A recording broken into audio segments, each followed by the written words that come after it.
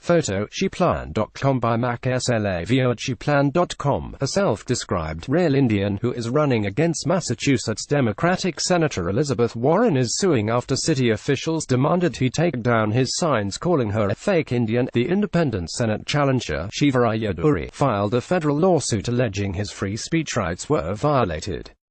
Infamously described as Pocahontas by President Donald Trump, Elizabeth Warren has lied for years about being of Native American heritage to secure jobs, including one as a Harvard law professor.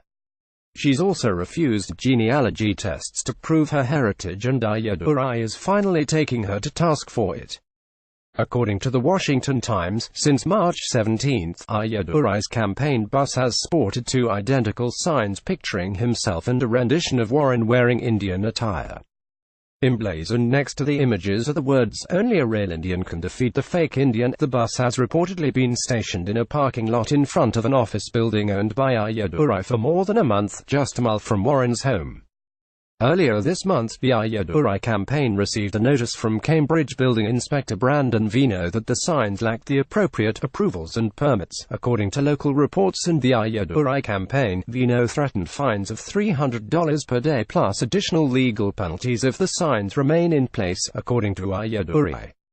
He's fighting back. "We will not remove the slogan from our bus," Ayyadurai told the Washington Times. "We will defend the First Amendment, and we will fight this egregious attack on the First Amendment at any cost." Ayyadurai's campaign also said that the building code doesn't apply to the signs because they're on a bus, not a structure.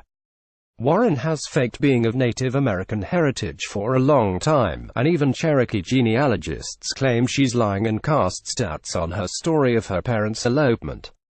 Problem with Warren's story is that none of the evidence supports it. Her genealogy shows no indication of Cherokee ancestry. Her parents' wedding doesn't resemble an elopement.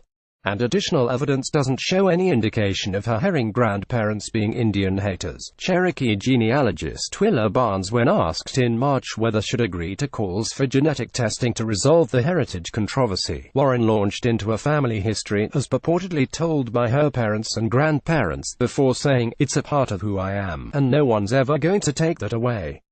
Of course, Ayyadurai's campaign has problems as well, such as his long-standing claim that he invented email. Ayyadurai supposedly faces long odds at beating Warren.